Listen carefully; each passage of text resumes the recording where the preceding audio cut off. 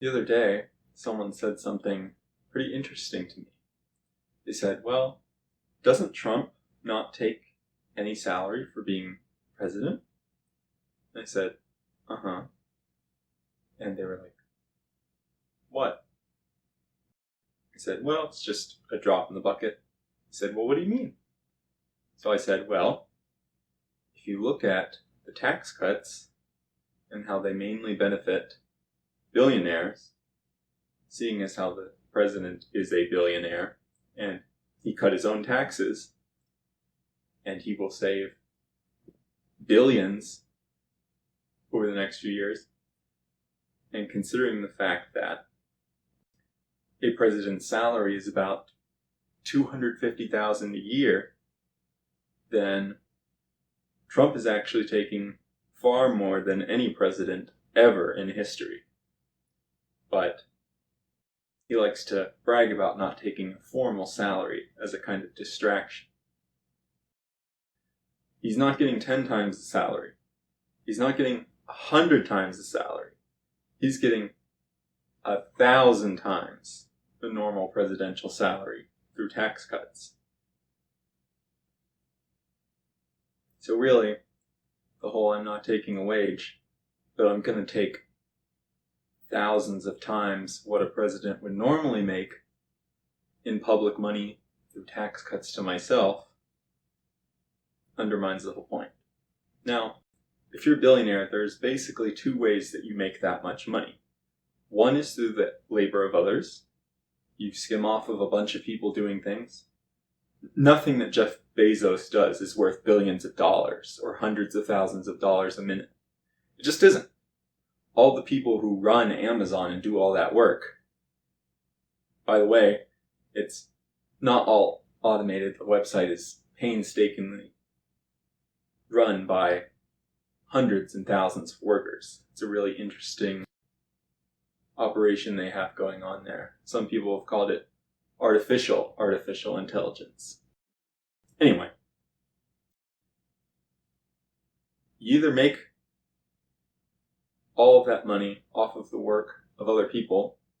Workers are the profit creators. That's where all those billions come from. Or you shift costs onto the public.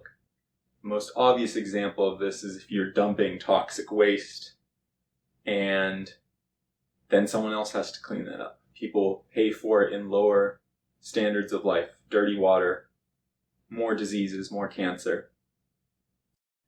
Another way this could happen is if you get tax giveaways.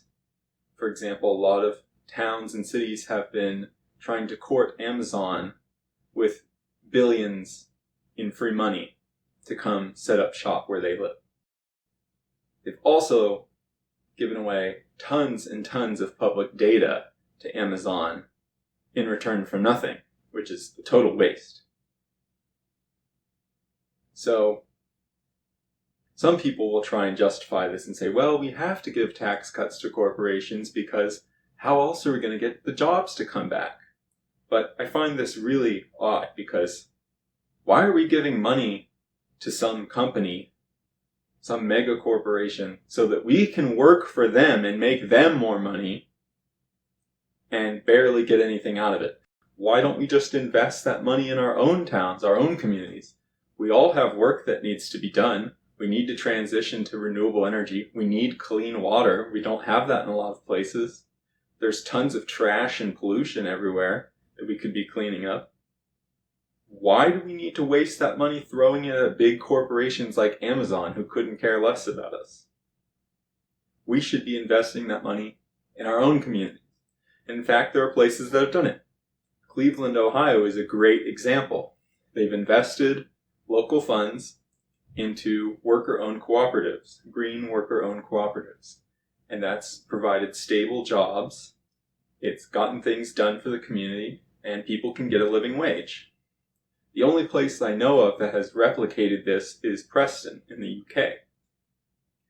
They lost a huge corporate contract, and then, instead of just doing nothing, they said, well, what funds do we already have, and how can we reinvest those in our own town?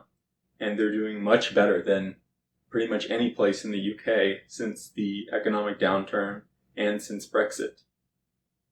That's something that we can replicate everywhere. We can have more public-public partnerships where instead of buying all of our hospital materials that we need from some foreign corporation, we can spend that money on local jobs and create our own local supply chains, which not only gives us resilience, it makes us better able to weather the storms of the global economy, but it also creates shared prosperity and shared ownership.